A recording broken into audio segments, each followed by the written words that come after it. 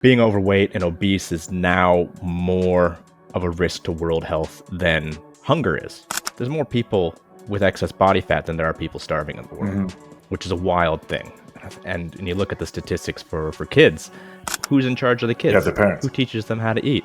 It's their parents. Obesity amongst children is the real pandemic.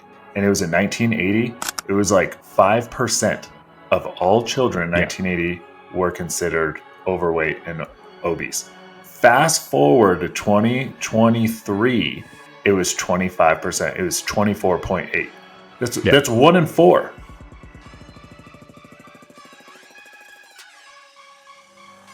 This episode is sponsored by Black Label Meat. Black Label Meat only sells premium quality meat that is grass-fed, grass-finished, and they do regenerative grazing practices. Check them out now, blacklabelmeatcompany.com, and use the code Jesse for 10% off. Josh Wood, thank you for jumping on the pod, and I want to thank your buddy for connecting us. Josh. Thanks for having me. Yeah, I saw that you had done a TED Talk before about eating like an adult. And I want you to kind of dive into that. I didn't watch the whole thing because I wanted to hear it from you. I did the TEDx talk in, when was it? Beginning of May. Okay. It only came out like a month ago. I want to hear what eating like an adult is. Right. So the basic concept. So when I was putting together this TEDx talk, I kind of went in with this idea that most people don't eat like adults, and I need to get people to understand that in a way that makes them receptive to hearing how to fix that, as opposed to defensive. Because as we know, if we point out that someone's not doing something right, they tend to tell you to get lost. So I had this, I had 15 minutes and a couple hundred people in the crowd, and I had to go, okay, well, how can I make people listen to what I'm trying to say? And I came about this when I was reading a more recent study that came out in March that basically said that being overweight and obese is now more of a risk to world health than hunger is. There's more people with excess body fat than there are people starving in the world, which is a wild thing. And you look at the statistics for kids, it's like 37 million kids worldwide are like children and adolescents are overweight, and 370 million, and it was like 37 million kids under 5 are overweight. And I'm like, this is ridiculous. Yeah. But we know who's in charge of the kids. The parents. Who teaches them how to eat? It's their parents. And I want to jump in really quick. I did a video on this, how obesity amongst children is the real pandemic in the United States. And people were like, they got in a tussle. So I put out the data from the CDC, who I'm not a fan of, but I still took their data, and it was in 1980. It was like 5% of all children in 1980 were considered overweight and obese. Fast forward to 2023, it was 25%. It was 24.8. That's 1 in 4. Yeah. Huge. It's a real issue. And it's mind blowing, and it just makes me mad. And I just like look at these, because it was like since 1996 to 2016, so over 10 years, the rate of childhood obesity quadrupled. Yeah. And so I'm looking at all this stuff, and I'm like, okay, this is the parents' fault. Like, no matter what your circumstances and your situation, it always comes down to who's feeding the children, but who's setting the example. Who is, and how are children learning? And it's like, well, kids learn by watching. They learn by mimicking. They learn by copying the people in their lives, particularly the adults. And I said, well, this is a mess. But what's the big thing here? Well, adults don't know how to eat. And I don't mean, I'm very much not into diet dogma. Like, I'm not into, this is the only way to do things. You have to be carnivore. You have to be paleo. You have to, if it fits your macros, whatever. There's a million systems out there, but all roads lead to Rome. The issue is the relationship with food. The issue is adults are not taking accountability for their decisions, and that's affecting their children. And so the whole idea of what it means to eat like an adult is that you, as an adult, learn to disrupt the feeding patterns you currently have, which you developed from your parents and you developed through. I mean, a lot of habits come on and are retained from teenage rebellion. So a lot of people still eat like they're rebellious teenagers when they're not. They're adults. They should be anyway. And the idea is, well, you need to figure out how to disrupt these patterns of mindless feeding and learn to introduce a conscious decision to what you put in your body. And through that conscious decision, you also have to take ownership of your decisions. And by doing this and creating a healthier relationship through food, by making conscious decisions that you then take ownership of, your kids learn how to eat properly. And I don't mean certain foods and not certain foods. I mean the relationship on how we feed ourselves. And so I go through these 6 habits, learning things like, what is a treat? If you're having the same garbage every day at the same time or the same time each week, that's not a treat. That's your diet. You don't get a treat for existing. You don't need to have a block of chocolate and a bottle of wine each night just because you were awake for 12 hours. That's not how it works. That's not a treat. You just have a. Am I allowed to swear on here? Oh, heck yeah. Fuck yeah. Okay, great. Then you just have a shitty diet. You have a shitty diet and you're not taking ownership of that. It's always this like putting off of ownership and saying, I did a thing today and I deserve it. So I need this. And it's like, if you're already walking around, at 40, 45 years old, and you're like most people, overweight, obese, and sick and weak and out of condition, you don't need a treat. You've already done that too much. You just have a poor diet. And so using habits like the Apple test, the Apple test is a big one that I use. And that's just basically, if you are sitting there digging around in your desk drawer or your pantry at home, or your cupboard, pantry is very Australian, and you're looking for something to eat in the middle of the afternoon, in the middle of the morning, well, ask yourself, if I showed up in your house, and obviously there's security risks there, but let's pretend I'm magical and I show up in your house and I give you an apple, would you eat it? If you're hungry, you'd eat the apple. If you're just looking for some junk to fulfill some void in your life, if you're just looking to uh, fulfill a craving that's probably not even related to being hungry, then you're not hungry. You're eating habitually. You're dealing with stress. You're dealing with poor sleep, whatever it is, but you're usually medicating with food. And introducing something like the Apple test breaks that cycle of mindless feeding. Am I hungry? If so, would I eat something that is good for me? I'm not talking about chicken and rice. I'm talking about something that most people enjoy, fruit. If I handed you a banana, same thing. Would you eat it? If you're hungry, yes. If you're trying to satisfy a craving, no, and you're not hungry. So you need to address why you have that craving in the first place.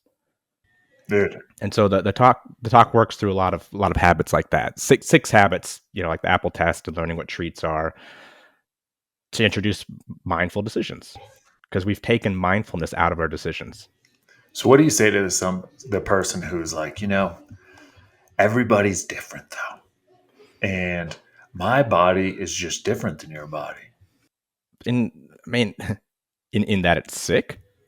Like, what makes it different? Like, yeah, okay, we're all magical snowflakes and we all have our uniquenesses, our quirks, but physiologically we all work basically the same. The difference is how we behave. It's a little bit of that nature versus nurture thing. If I take you out into the wilderness and leave you there, are you still going to be sick and overweight? No, you're going to lose that weight. You're going to live off of things that humans are meant to live off of. Mm-hmm. And assuming you survive, your health is probably going to improve. But we can all survive and thrive off of similar ways of eating. There's differences. I do think that genetic differences play a role. Like, if your ancestors came from more equatorial regions versus more polar regions, you're probably not going to do as well off of the same things. But we're such a mixed bag of genetics these days. The differences are less than the similarities.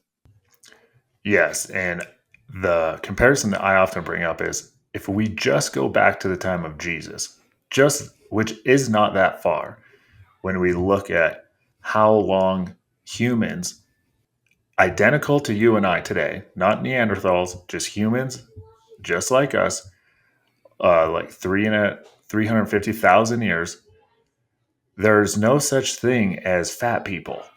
And if we just go back to the time of Jesus, there wasn't fat people. Now, could Mm, there have been, like you said, like Mongolians or Nordics who had a little bit different bone density because of the cold and them packing on maybe um, a different body mass? Yes, but it's a slight variable when you look at the it's spectrum of minor. humans. Yeah. Yeah. And I think, I mean, this is where you start to ruffle feathers and make people get offended. But the offense comes from knowing that something's not right. There's nothing healthy about obesity. Being overweight, and I don't mean just like, oh, I'm 5 or 10 pounds overweight. I mean, most adults over the age of 30, if you go to a mall in the US or here in Australia, we have a serious problem. And it's not a minor one, and that kind of excess body mass, unhealthy, non functional mass, is a fairly recent thing. And there's a lot of cultural stuff around it. I mean, what is the US famous for? Fast food. It's almost too easy and too calorically dense.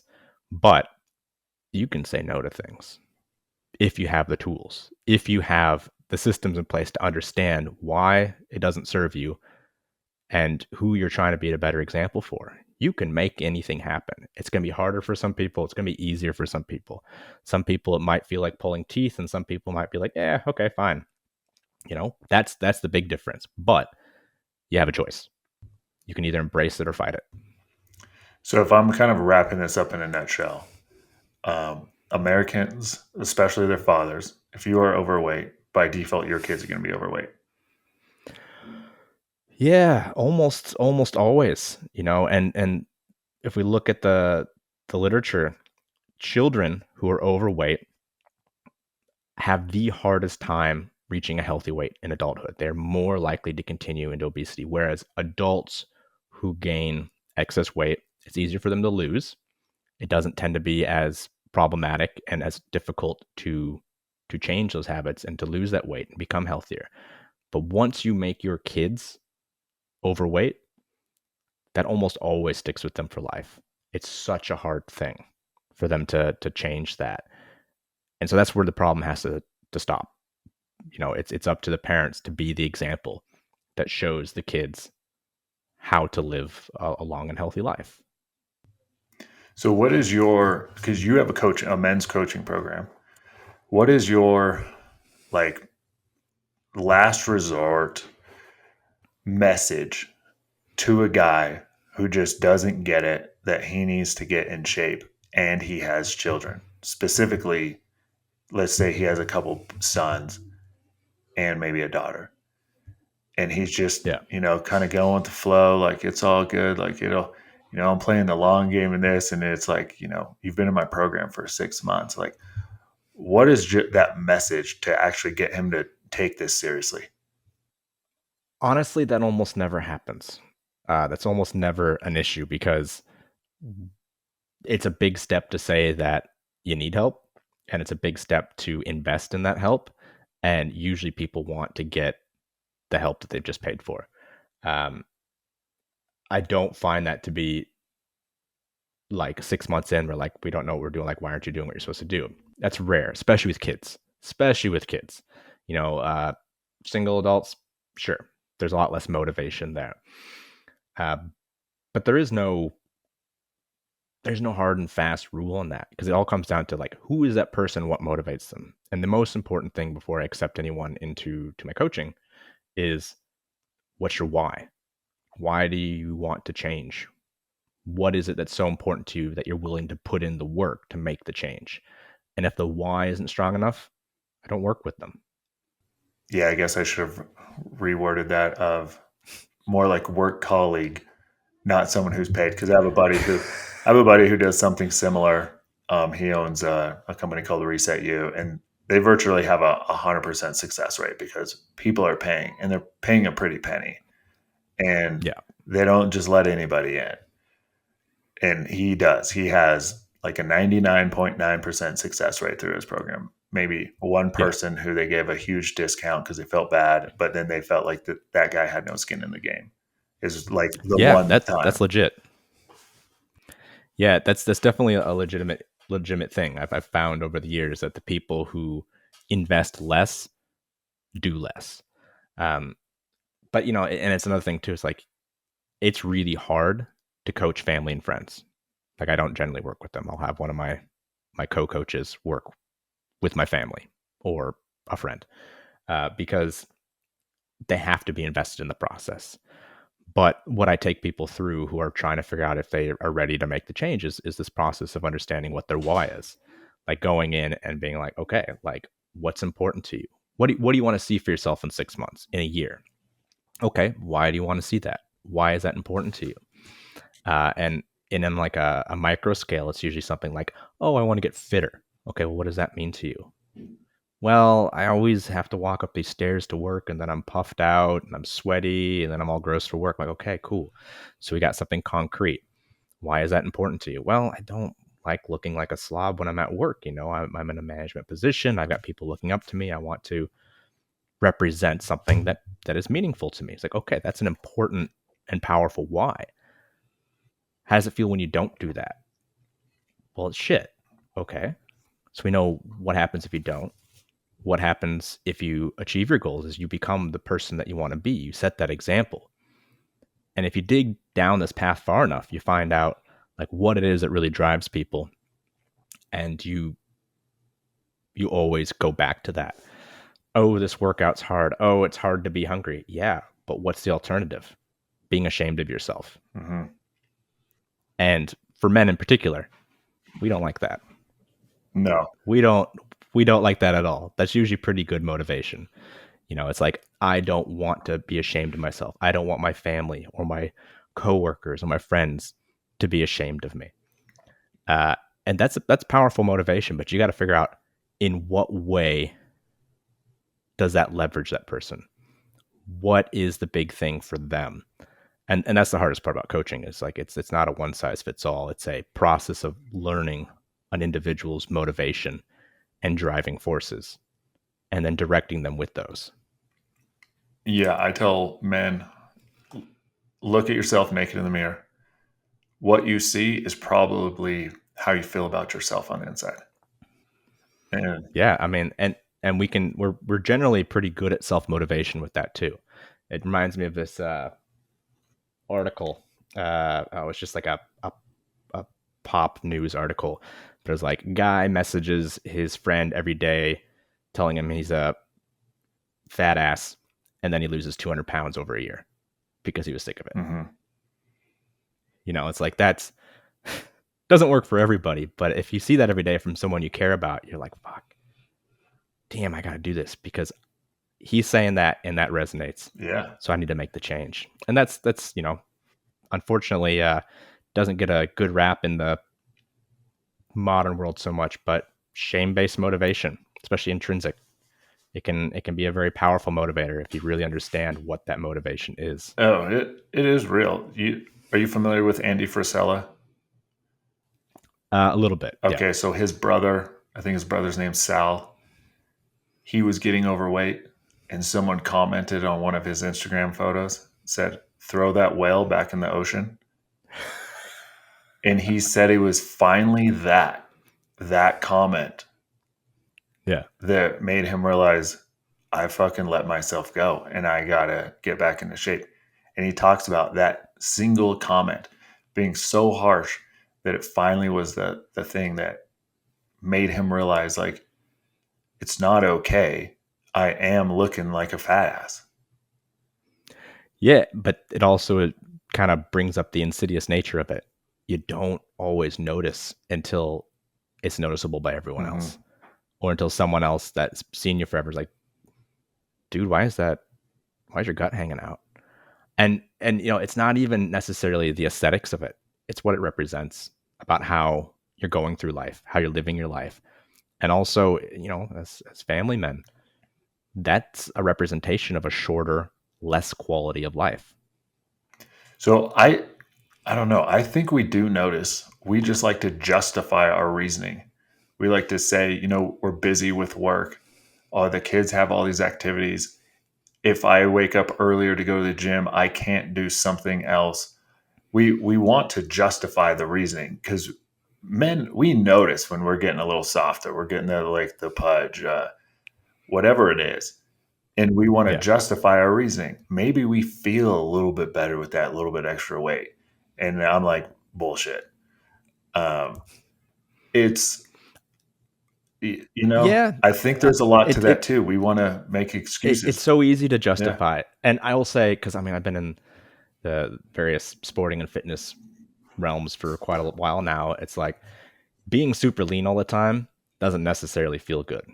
Some people feel a little bit better at 20% body fat. Some people feel better at 12. If you're involved in strongman and powerlifting, well, that ain't going to hurt you.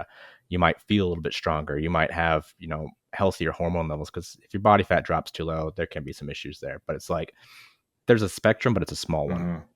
before it becomes unhealthy mentally and physically. Yeah. And most men never actually get to that, 3, 4, even 5% body fat. Yeah. But we want to Yeah, say, that's low. we want to say like, hey, I was looking like I was ready for a show, and I just couldn't. And it's like, no, it's hard. It's hard. So Yeah. it's easy for us to be like, you know what? Let's go back into quote unquote bulking. And then maybe they even stop going to the gym entirely. And they're still, you know, Forever bulking. yeah, go back to the forever bulking. Um, yeah, I could talk about this for a while. You're married, right? Okay, so I want you to expand on a video that I saw on your page about teamwork in the marriage. And Mm. to you, is there a difference between teamwork and biological roles? Ooh, cool question. Yeah. Okay. So I know that video because that was a recent podcast I did with a local or Australian podcast called the Cool Dad Collective, and we were chatting about this idea that you go through this roommate phase when you have babies, but we kind of reframed it as it's not roommates, it's teammates. Like we're both fulfilling different roles to make the objective happen. The objective is survive a baby Mhm. and then raise children. Mhm. Um, and it's what's the word I'm looking for? The division of labor. Mhm. That's always going to be part of any marriage when you're raising kids. You can't do everything. You need someone else to help with other parts of it. And if we're talking biological roles, humans have been doing something the same way, basically, more or less, almost completely the same way since the dawn of time. Mhm. Mother, if you've had babies, you realize how useful or how useless a dad is with babies.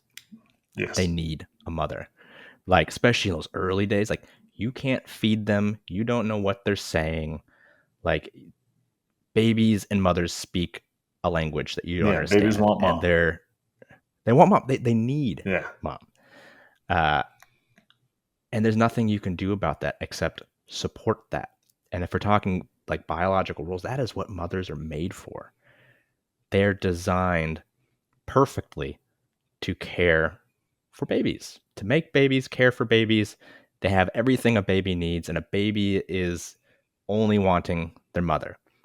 And as a dad, your job is to make the space for that, to create and support the space, and to provide, to make sure that they can do that 100%. And I think that evolves out of biology, and then culture evolves to support that. And I think that's, I mean, one of the most magical things in the world is that, I mean, it's horrible and you don't have any sleep and everyone's grumpy and feels like shit, but it's also one of the most magical things about being a human Mhm. is that process of seeing a mom and a baby and being able to support that, make that happen, protect and provide. It's just, yeah, it's such an interesting and amazing thing about being human, something so essentially human. And I don't think we can argue against the value of that. No, I think you gave a great answer. Great answer. I was worried it was going to be a lot different from the short out of context because obviously it was a short clip. And I was like, oh man, is he going to talk about putting on like fake boob for the dad at 2 in the morning and Oh taking no, this man. like No, 4 week old that's weird baby stuff. and you know, you No. can, it's a team. You can nurse that baby. They make a No, movie on it. it's not a team like, but that's not how Yeah, teams yeah, work. Like not yeah. everyone does the same thing True. in a I team. agree. I agree. Everybody has different roles that support the same outcome. You know, like no matter what team sport you're talking about, Hmm. like there's only one quarterback. Yeah. You know, there's like everyone has a role to make the whole. And that's what it is being part of a team, and that's what a marriage is. No, I definitely agree. I guess one of the reasons why my mind goes to that is because I make a lot of videos on how men should treat their wives, and I'll get um, men who will say, "I just need a partner. I don't need someone that I have to cater to," and it's just where these people's mindsets go. It to me is kind of baffling of what it is that they expect or what it is that they're looking for in their spouse. Or when I say, you know, men never talk, like a masculine man does not talk down to a woman or children, and your children are going to be listening even if you think they're not, and that's how they're going to grow up to respect Yeah. their husband or wife is the same way you are. And men immediately, well, what if your wife talks to you that way? And it's like, well, we are called to lead. So there's something Mm, missing that we are doing that is that puts them in a position to where they feel they have to take on this masculine role, and they get cortisol levels are risen, and they feel that they have to lash out at us because no man wakes up, I want to marry the most grumpy woman there is. It's just not a thing. So when these men comment, well, what if your wife talks down to you? It's like there's something along the way that you have missed, and it's just been compounding over the years. Therefore, mm, she speaks to you this way, and it's yeah. like, but we don't want to take accountability. Or I made one on, you know, just being, just chivalry, opening the door, pumping her gas. She shouldn't be driving, you drive. Just like little things like that. And someone's like, I'm not trying to marry a toddler. I'm trying to Mm. marry a partner. And it's like, okay, we've lost chivalry, opening doors for women, just being like respectful.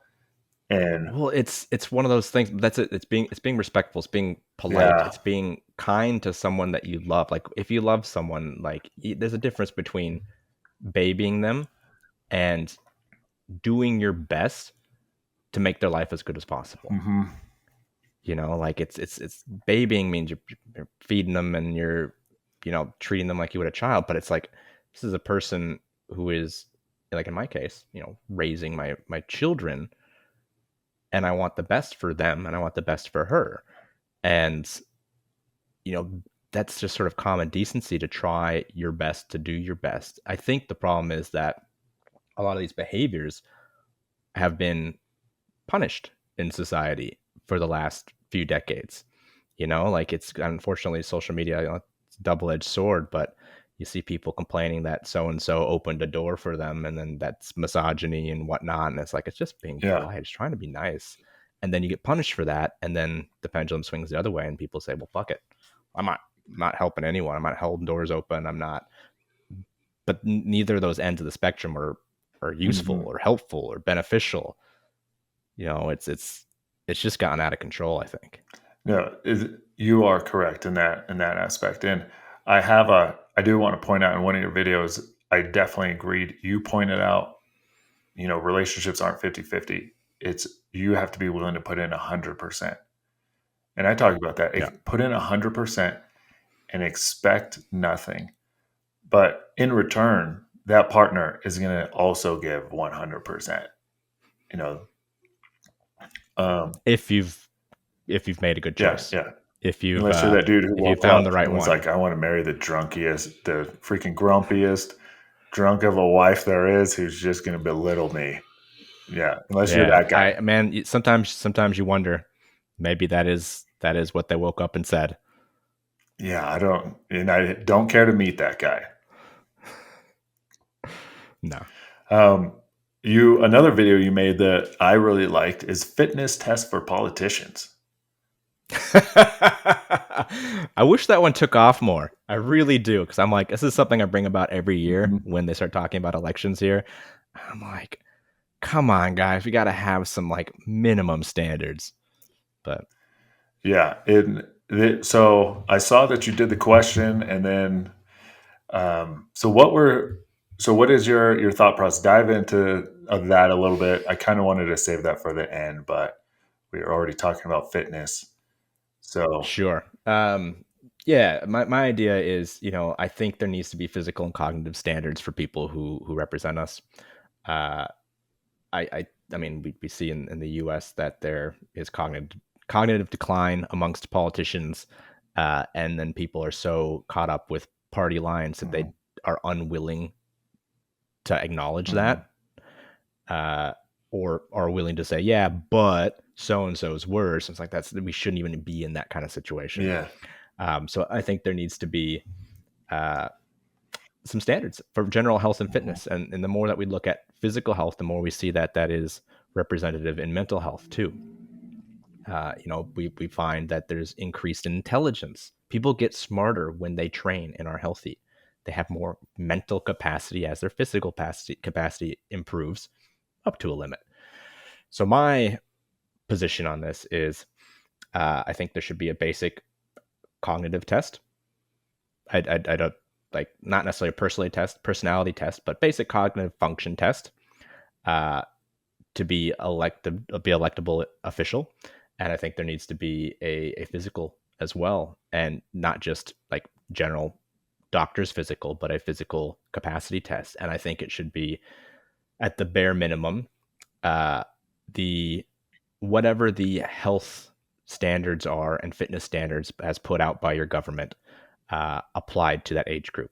So if it's like, an 80-year-old needs to be able to do X number of squats and push-ups and keep a heart rate above this amount for X amount of time, we apply it to politicians and let that be one of the limiting factors. yeah. I think I would scrap that standard and put Dr. Peter Attia.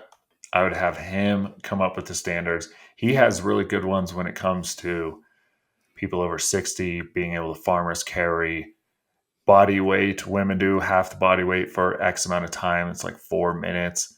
Um, Being able to Right. hang, just free hang from a pull up Yeah. bar for like 2 minutes and stuff. He has a really good bar where he likes to set people because his clinic has done a lot of work on the what reduces all cause mortality, and they found that the number one thing was muscle mass. And he was like, Yep. this sounds wrong. Redid the study, came back, nope, by a wide margin, that is it. Yeah.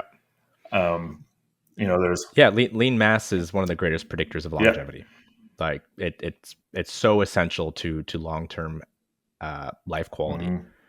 And my stance is that, we need to stop looking at politicians as purely, uh, pol- uh what's the word, pencil Yeah, pushers or like yeah, bureaucrats. Like they need to be leaders too, and leaders need to uphold a standard that they want to see for their constituents. And I think we all need to see a greater push for health. hmm, Healthy people are better across the board. If we can promote that, more people are likely to get on board, especially if they see that in their leaders. But we've moved away from politicians being leaders to politicians being figureheads yeah, for policy, based on political party. yeah. They're religious leaders. Basically, yeah. Which even then, religious leaders should uphold a physical Yeah, standard. I've made a couple videos on fat pastors, but we That's a thing. yeah. JFK, he had all sorts of physical standards for us in the 60s. And there's a quote by him that said, an overweight nation is a weak nation. And again, that was in the 60s when there was not very many Yeah. overweight people to begin with, but warned against the downfall of that. Dr. Rhonda Patrick, a clinician Mhm. in her practice, did a study and correlated higher IQ in infants passed on through sperm for Yeah, males, specifically males who were in better shape, higher testosterone yeah. levels, lower body fat, and their offspring had a higher IQ. I mean, that comes back around to parents being the example for the children, but on an epigenetic Mm-hmm. level. Like the state you're in helps tell that future infant what they're going to be like, Mm-hmm. and this is an interesting thing too, where, if you are obese when you conceive, that child is more likely to be obese. But even if you've been historically obese and come down to a healthy body fat level and then conceive a child, that child is less likely to be obese. So it can change very quickly. But as a side note, lest someone take this clip too out of Yeah. context, because it's the internet. Uh, I'm not saying that being in shape will make you a better leader, but I'm saying it should be a minimum standard before we elect a leader. Mm-hmm.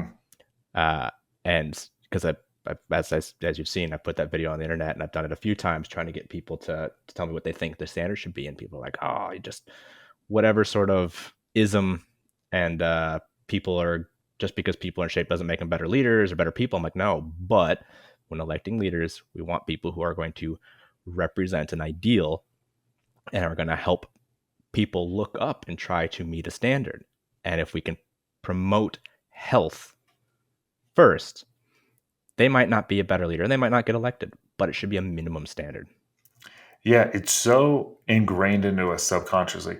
If there's two guys selling you a car, you're going to go with the one who's not out of shape. If there's an old lady at the grocery store and there's two men in the aisle, she's going to ask the guy who's in shape to reach for the thing that's too high because she's going to just Yeah. subconsciously perceive that he can do it. Even if the other guy's the same height, she's going to say, "Excuse me, sir, can you reach that up there?" And Yeah. he's going to grab it. There's so does it make you a better leader? No, but it's definitely, like you said, one of the qualities that better leaders have. Yeah. Yeah, it is. And it's kind of come back to this, your body is a billboard. Mm-hmm. What are you telling the world about yourself? And I know there is a lot of situations where some things might have been outside your control as you grew up, and you're not in the best situation to have the best foods or go to the gym or whatever, but you do have choices you can make. And doing your best is usually better than what people are Mm-hmm. doing now, because people aren't doing their best. And you want to show people, like, look at what I can achieve, look at what you can achieve, especially if you've had, a disadvantaged background. The best stories are people who rose out of shitty lives. We love that stuff. Someone's had a shitty background and they made something of themselves. We eat that up. But so often people want to use that as a reason that they can't do Yeah. something. And if we can have more people saying, like, well, okay, if I want to represent people, if I want to become a leader in this community, I need to be mentally and physically capable. And if that's harder for you, it just makes a more inspiring story. Yeah. And it kind of reminds me of this saying that I haven't said in a while, that every man has the ability to be a seven on that hot or not scale of 0 to 10. Every man can at least be a seven. You can work on your personality, you can wear nice clothes, you can work on your finances.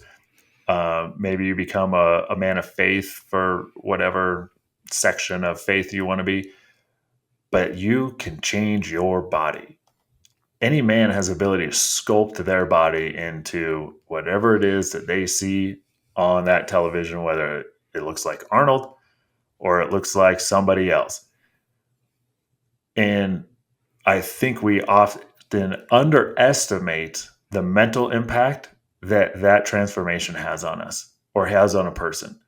Going from the not, he doesn't even have to be chubby, just not in shape, to literally sculpting himself over 3 to 5 years into a really good physique. What that does to his confidence, what it does to his work, Yeah. I tell people all the time, like, if you really get into working out, it's the gateway drug to a better life. You're going to care about your sleep. You're going to care about your diet. You're going to be looking into different supplements. You're going to be wanting to read more books, and Yeah. then things cost maybe a little bit more money. So it's like, oh man, now I have the energy to increase my finances. There's just so many, it's endless. It is. And that's I've talked about this a few times where like this is the secret about fitness and getting in shape is you start off with something shallow or maybe not Yeah. shallow, but you start off with this little thing like I just want to fit in pants that I used to wear in high school or whatever. And you start there and you start to see this progress and you start to feel just generally better and you get a bit more energy and you sleep better and you feel better about yourself. And then you start to see that, like, when I put effort into things that I want to change, they change. And then your whole life starts to get better because you've taken one thing and taken control of it. Hmm. You've taken this one aspect and you're like, oh shit, I can actually take something and control it in my life. And what do you know? I can apply that to other areas now too. But it's that first, like, showing yourself that you can be master of your life. Hmm. And it just changes everything.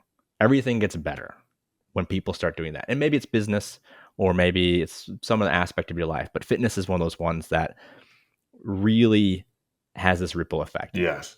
where you're like, I'm going to lose 20 pounds. You're like, wait, I could lose another 10. You know what? I really enjoy this. I want to try and hit a 100-kilo bench. You know what? Man, I feel so good. I'm sleeping all the time now. Yeah, I need to work on the financial situation. I've got this extra energy. I've got this understanding of how to take control of things now. And I think it just teaches people how to take Hmm. control because I think so many people feel like their life is out of Yeah. control. For everyone in America, the 100-kilo bench is like benching 225 pounds. Yeah, yeah, yeah. Sorry, I speak in No, metric. no, it's fine. I just gotta, for all the knuckle draggers here in America, I just have to.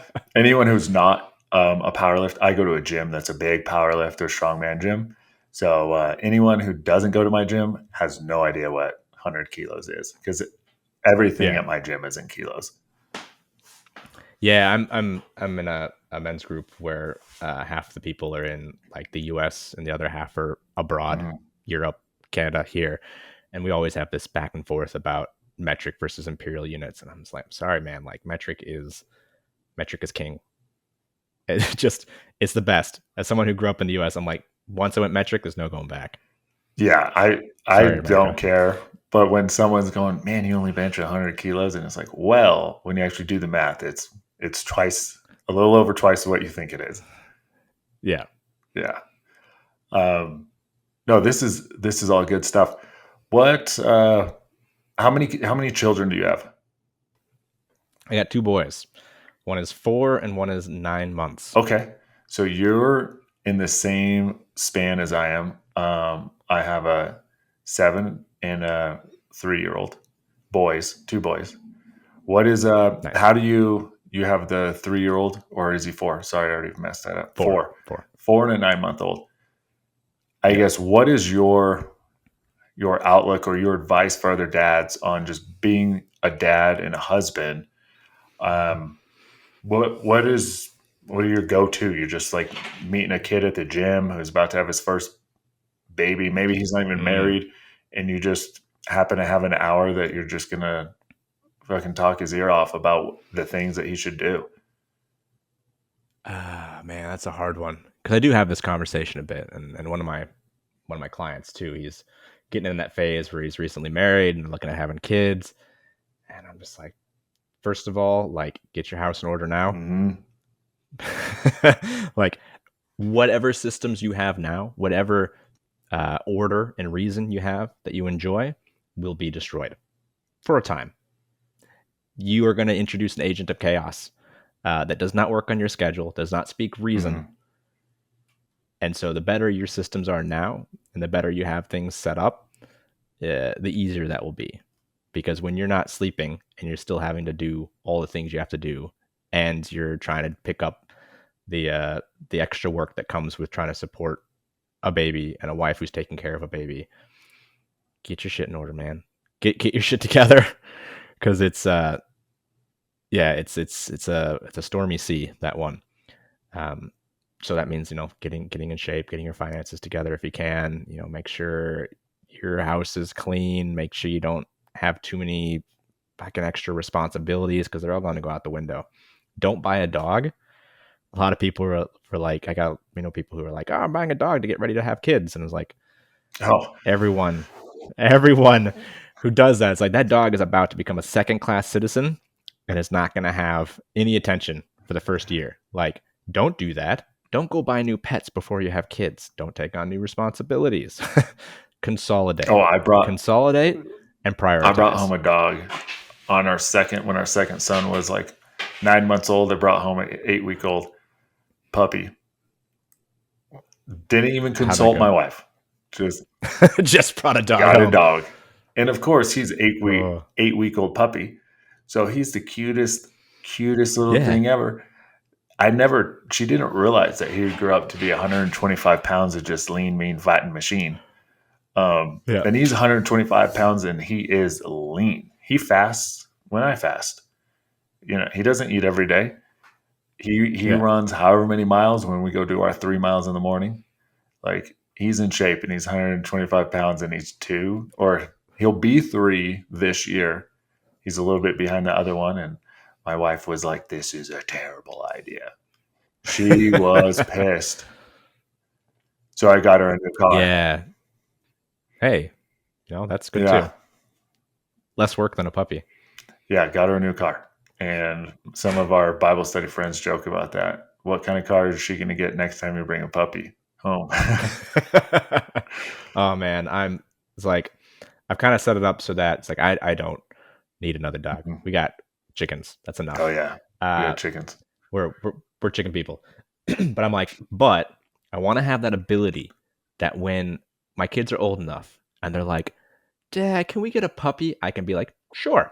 Hmm. Like that's a power move right Yeah. there. Just be like, "Can we get a dog?" Yeah, why not? Let's go. Yeah. My boys are asking for another one. And yeah, Another they're one. like, "Can we get another dog, Dad?" Like we want my dog to have like a buddy, a brother. They call it a brother.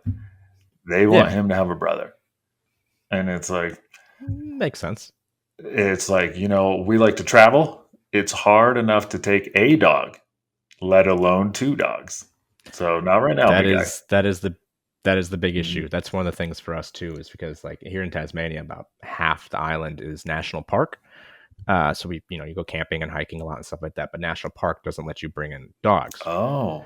Plus, all my family is overseas in the U.S.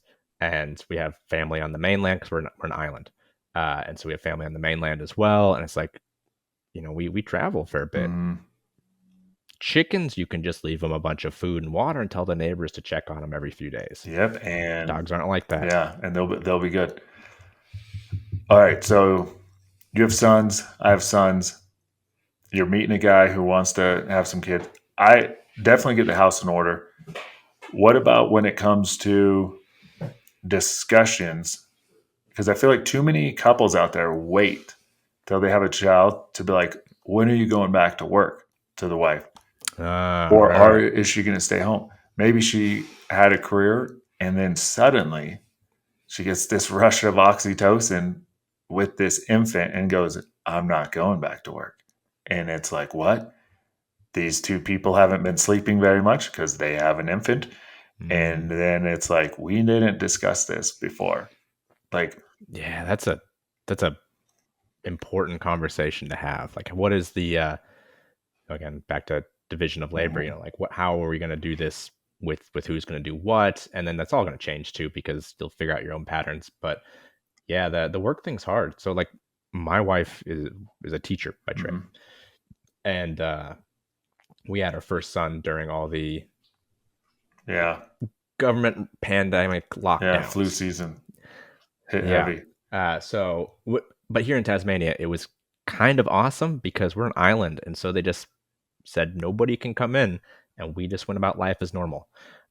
So it was just really How quiet. close are you We to spent Australia?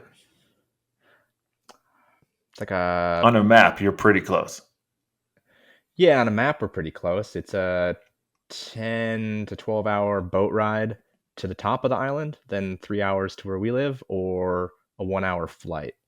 like 150 Ks. Okay, so it's like a 1 hour flight to New Zealand, Australia. To Tasmania. Oh, New Zealand's about 3 hours. oh, okay, 3 hours okay. from I'm here. just trying to put that. I mean, you can do a direct flight from where I live to New York in about 3 hours, so it's still pretty far. Yeah, it's pretty far. Okay, It's pretty okay. far. I was just So wondering we're because pretty remote. those two countries they got crazy during that flu season. Yeah, and I mean, we're same country, but the benefits of being on an island is instead of shutting everything down, they just said no tourists. Okay, Uh, big so plus for you it guys. was pretty quiet. Yeah, it worked pretty all right. So it was pretty quiet time when we had our first kid. And my wife being a primary school teacher, teaching grade school, a lot of that was done remotely or it was part time. But then she was going on maternity leave anyway, and so being a government role, we got sweet maternity pay. Like here in Australia, Hmm. she got like 6 months paid Nice. leave, and so we just kind of took advantage of that. And then she took a year off. She took a year off unpaid, and the main thing was like, okay, should we just can you just want to be a stay at home mom? And so that is a conversation we had. I was like, yeah, if I can do it, we'll figure it out. Hmm. Let's just make this happen. And so she took a year off, but during that time, she also built up her own business, which was she runs bush play groups or nature play groups. And so I she like gets to bush take our play kids, groups. Yeah. bush play groups. So she gets to take our kids out with other families and other kids and facilitate this outdoor Hmm. learning and play session. And so she built up a business around this, and she runs like postpartum groups now for new moms. And it ended up being like, yeah, I'm gonna support this project and our home so that you can build that so that our kids can have that community and you know being involved with alternate Hmm. communities, not necessarily being involved with the standard straight to school daycare, all Yeah. that jazz. But yeah, we had to deal with this, and then that started to bring in a little bit more money too, which helped things as well. And then we kind of found this nice middle ground where she gets to basically run her own small business with other local families and have other moms help facilitate these play sessions out in the wilderness, and it ended up being awesome. Uh, but it all started from, all right, we're just gonna go to one income and give you the time to be a mom and make this project happen too. All right, Josh, this is awesome because too many men out there, I feel like, would be more favorable to allow their wife to abandon his offspring and go make money for another man. And it's a huge problem that I have that men are just so Yeah. okay with just at 6 weeks here in the United States, send him off, your child off with a stranger. The fact that you supported her. And then when I talk about these things about supporting your wife being a stay at home mom, the comments are just fucking the 1940s wants their energy back. And it's like, but it's 2024. You have the internet. We have access Yeah. to things that they never even dreamed of, literally never dreamed of. And your wife's a perfect example of she made a business where she gets to be with her kids the whole time. Yeah. And that's what we wanted. And we'd have this conversation a lot. We talk about, and my thing as well is like, I know friends who both spouses Hmm. work, but basically one entire wage goes to childcare. Hmm. And I was like, what is the point of working for someone else to raise your child? It's a head And scratcher. I'm not like, I don't want to throw shade on anyone and be like it's a terrible system. Like sometimes people have a lot of fulfillment in their work and whatever. You do you. But I don't understand that setup from an economical perspective. Like, why would you work just to put your kid in childcare? Hmm. And like that's the entire wage. That doesn't make any sort of sense to me. And we've always been trying to figure out how best to make it work where we have the biggest say in how our kids are Hmm. raised. And that's not an easy thing financially. A lot of people in a lot of places require almost two incomes just to get by. But we've been lucky, and I am what people might call a go getter. I just always looking for new options and new opportunities and trying to make things work, because this is what's important to Mm-hmm. us. I feel like my older son goes to like a preschool 2 days a week, and I like to call it the like Xavier School for the Gifted, but preschool. Like it's this amazing old Victorian house that's got this like Montessori play center slash preschool in there, and it's super cool. He loves it. Um, but the idea of sending him to like normal school where he has to sit for 7 or 8 hours, 3 to 5 days a week, I'm like, that's just no kid's made for that. Yeah.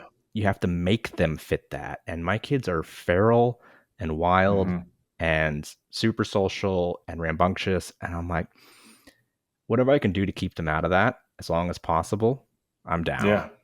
Because it's just not a good system for most kids, especially young boys. Especially Boys need to boys. move. The system is not made for young boys. And this is one of those conversations where people who don't have kids think that boys and girls are the same, and then they get conditioned. But as soon as people have kids and you take them all out for play dates, and all the boys are running in circles, tearing up everything and just making chaos, and the girls are sitting on the play rug and reading And books coloring and for like like and 7 coloring, hours straight. and you're like, yeah, and you're like, what is happening? Like, this is wild. Yeah. And it's from such a young age. And that's, it's a generalization, but generalizations are real. Yeah. Like, that is the general way that tends to work.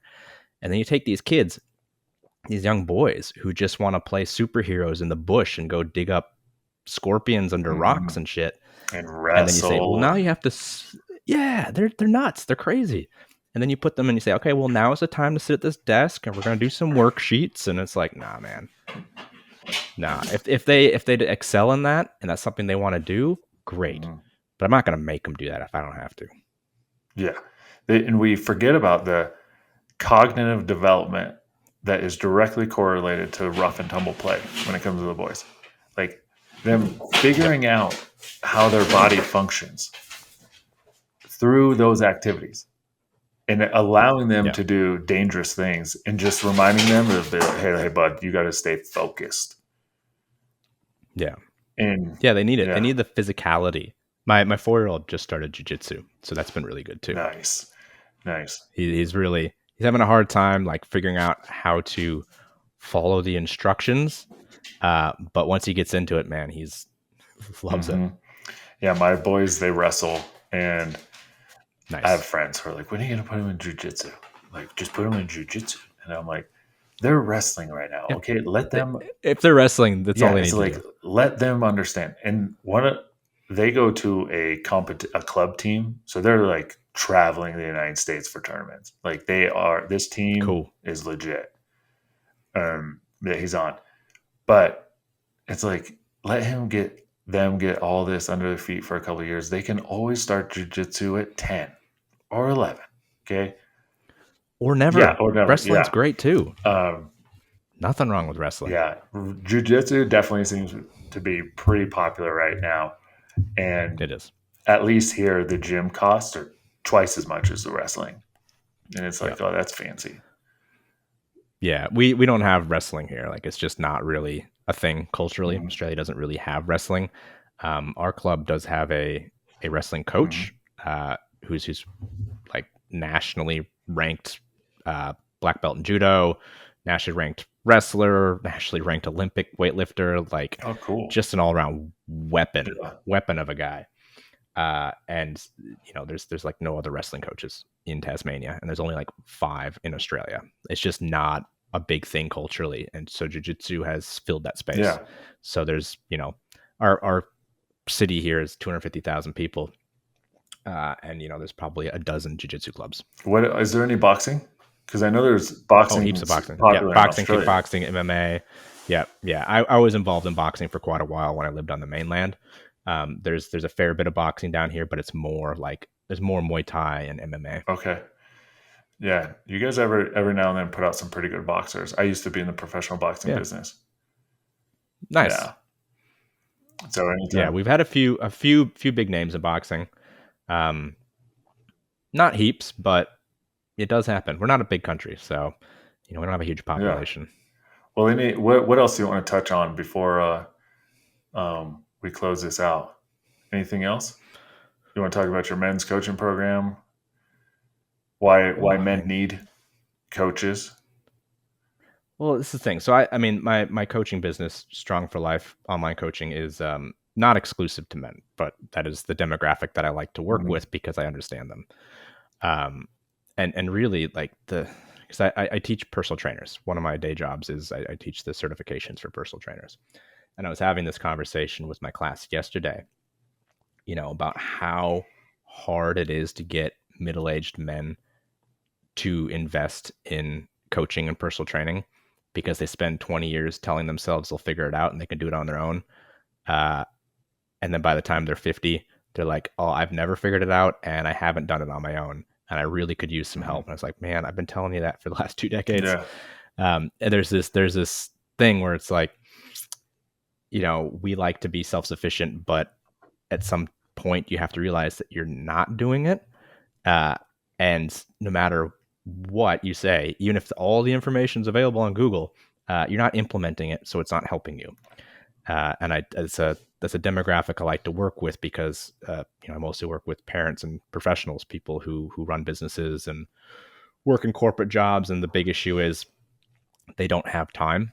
They don't have a lot of free time to figure out a whole new aspect of life. They just need solutions, Mm-hmm. and I'm the solutions guy.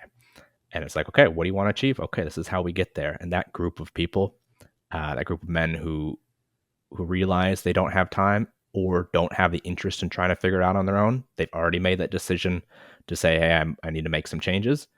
They're the best because they just want solutions. It's like, okay, do this and you'll have this outcome. Great. Mm-hmm. But the hard part is getting, again, usually it's men between 30 and 50 who still think that they're going to figure it out somehow without actually doing the work. It's getting them to go, oh, I'm not going to do that. I actually could just use a map. I could use a game plan here. Yeah. My same coaching demographic is right in there. I have one who's 57. Yeah. Nice. Who just is like, finally was like, I need help. Yeah. Yeah. And it was And a guy and, who and did this, they always have the he same. was doing $10 million in revenue in his business. So he had Damn. that aspect figured out. Didn't have the personal relationship aspect figured out. Yeah. Yeah. And that's okay. Like, you don't have to be good at Mm-hmm. everything, but you have to know when to call in the Yeah. help, you know? And those guys, those older guys, I've had a few guys in their 50s and their 60s start up for the first time. Mm-hmm. And they always say the same thing. Damn, I wish I did this sooner. Man, I wish I had this figured out when I was 30. Yeah. But then you try to convince all the 30-year-olds that they need to do something now. And it's like pulling teeth. Mm-hmm. It's like, nah, I'll figure it out. Or, it's all available on Google. Yeah, okay. Then why aren't you doing it? Exactly. Why haven't you changed? And then they get grumpy. Yeah. Take it personal. Yeah. Nope. I agree, Josh. This was awesome. I'm glad your buddy reached out to me. Yeah, man. It's a good chat. Yeah. No, I really enjoyed it. We'll have to schedule another one in the future. I like Yeah, man. follow up, talk about different things.